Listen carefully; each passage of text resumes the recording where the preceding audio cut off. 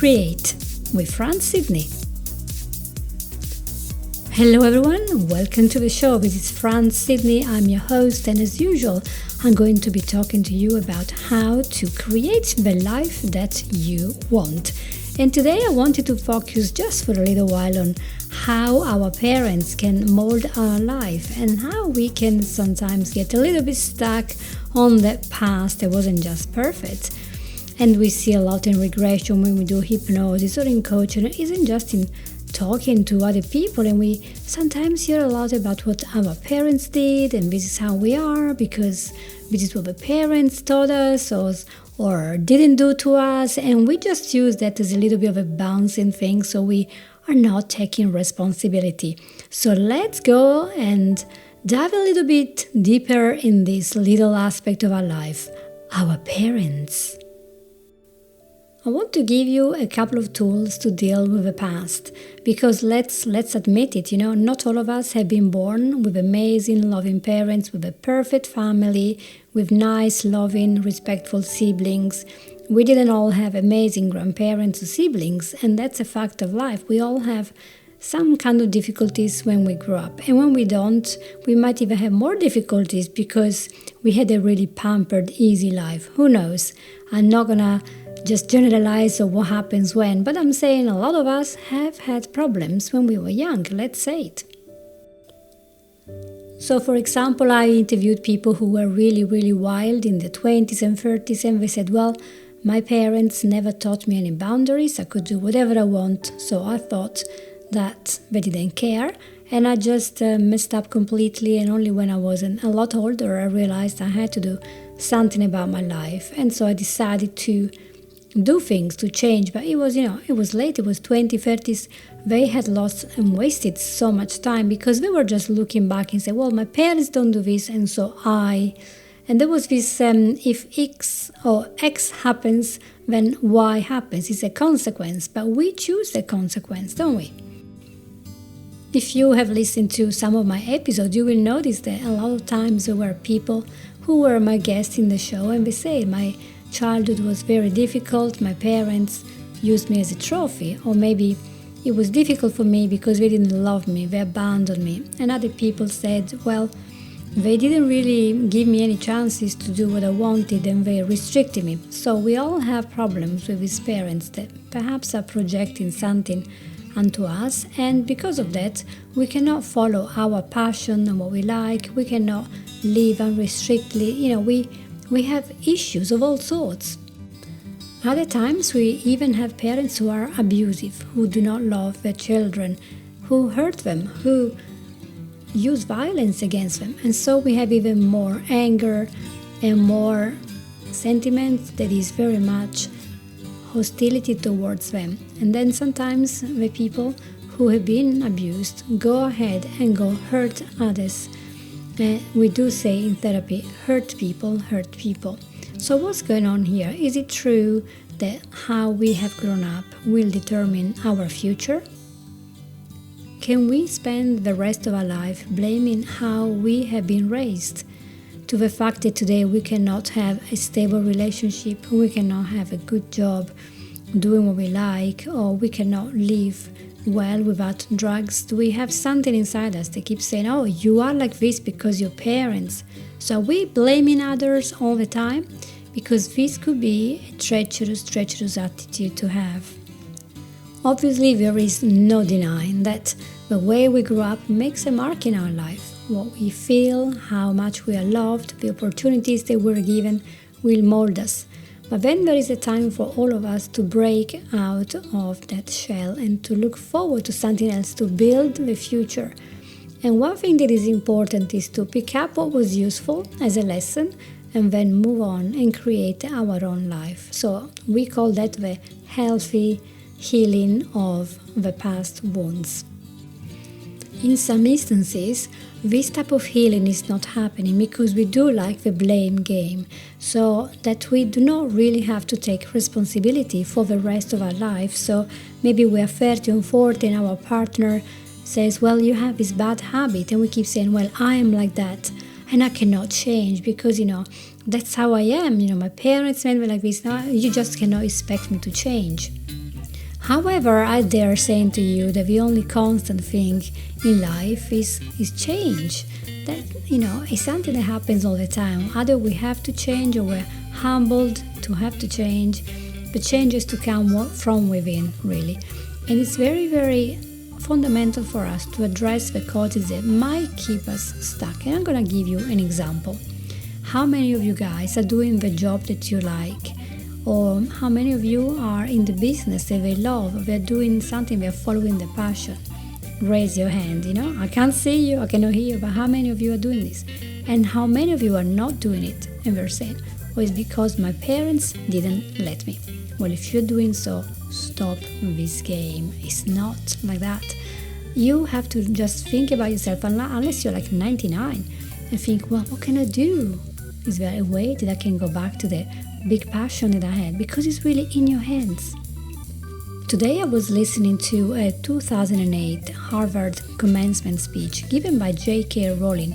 And she has written the Harry Potter books, and she has become a multimillionaire.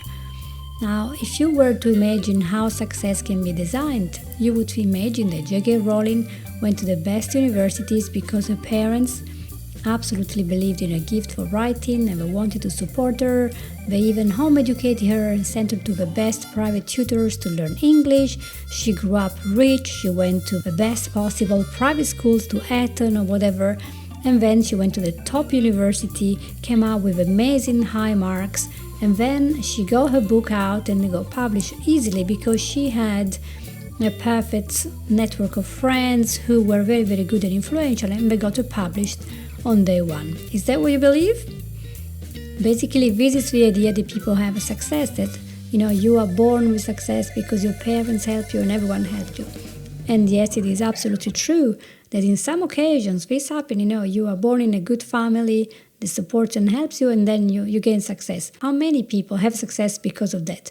Or do we actually have success because of the opposite, because you're pushing against the trend that is trying to smash us and to erase who we really are?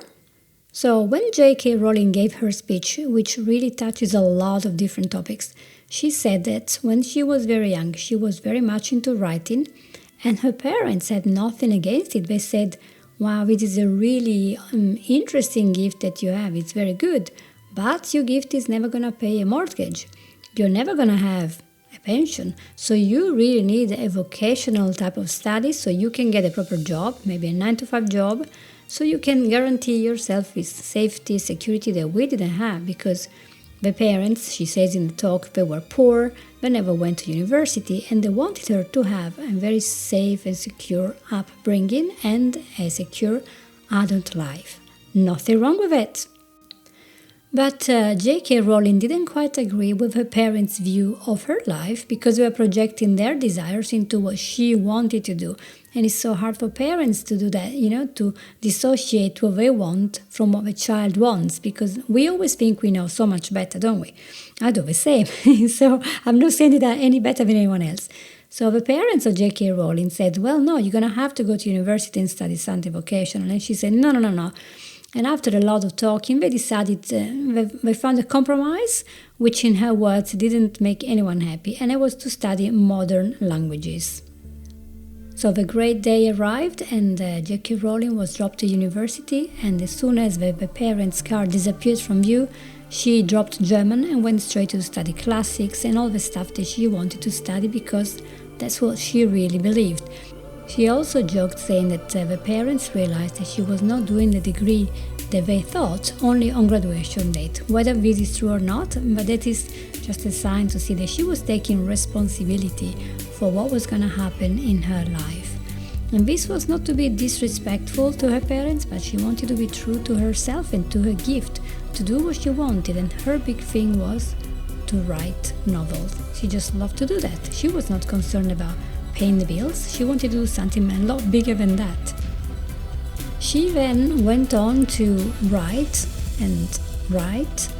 for many years, and she did many different jobs until after many rejections, she managed to publish Harry Potter, and of course eventually became a global success, earning millions and having movies made out of her books. And this is despite what her parents envisioned that would happen to her if she didn't do a vocational type of study.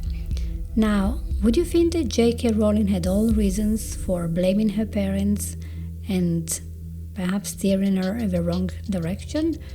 She had all the reasons, but let me tell you what she said. I want to quote from her talk. She said these words: "I do not blame my parents for their point of view, but there is an expiry date on blaming your parents for steering you in the wrong direction." So if it is a point in your life when you're looking back and thinking, I am like this today because I've been, treated badly, not loved, neglected, not listened to by somebody, maybe the parents, maybe the spouse, maybe friends and colleagues, maybe the world, I don't know what it is. But whatever that is it time for you to emerge from that cocoon and just to be yourself? Is it time to stop listening to all these pressures that you have around you and really discover who you are? What are you here for? What is your purpose? What is your gift? And if you don't know what it is, how can you find out what it is? Because to live a life of purpose is completely different than to live a life that people have projected on you. So stop looking at what other people are telling you to do with your life, because you are the only person who can live your life. So take responsibility for that and live. Create the life of your dreams. If you feel that you are stuck, that you keep going back to the same mechanism of looping thoughts or self-sabotaging so you don't get to where you want to be, you feel anxious about it, you're worried, you're concerned, yes, there are things you can do. Whether you need maybe a mentor for a new job, maybe you have a change of career, maybe you want to change something in your health that is stopping you from achieving what you want. Maybe you have an emotional block, in which case you can come to me and I can help you with that. Whatever that is, think about it, ask for help, look around and get people to help you, to give you maybe some ideas, some good books, give you ideas of courses or programs, something that can get you unstuck. And I wish you all the best, but I know that as you take those steps, you can really find out what are you made of and what you can achieve. I want you to think for just 1 minute about the future that you can create. Close your eyes, relax for 1 minute on your chair, and just visualize yourself having this future. It's in your hands, it's happening. It's every day. Every day you wake up having this future. How does it feel? Are you rich or poor? Are you powerful? Or are you a victim of something or somebody? Are you doing well? Are you sick or healthy? What is it you're doing every day that fills you with happiness? Visualize what is good. Visualize what you want. Think about the keywords. Think about the colors, the smells, the feel, everything around you. Visualize that. Your mind has the power to create your reality, starting with your thoughts. So every time that you have a thought, the mind will send an energetic and electric signal from one neuron to another one, and it will connect them. As it does so, it is creating a visual reality of what you want. Your RAS, your reticular activating system, will be looking for clues, for resources that you can use, and most of your resources are inside yourself. Just keep thinking about it, keep designing this life that you like, and if you have any questions to move on because you're maybe stuck on something, ask me and I can help you to get moving from point A to point B. Do not get stuck on your parents, on your siblings, on your spouse, on your boss, or whatever they've done wrong to you. Don't get back to your past every day. Look at the future. Look at the light. You can do this. You deserve it.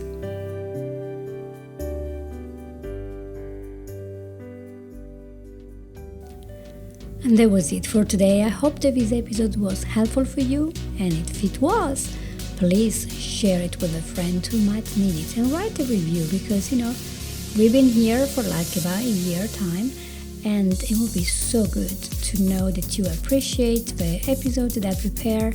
And if you want to cover any particular topics, just send me a message and I will cover that topic so I can help you to create a life that you want. Thank you for being with me, and I'll see you next week. Take care. Bye bye.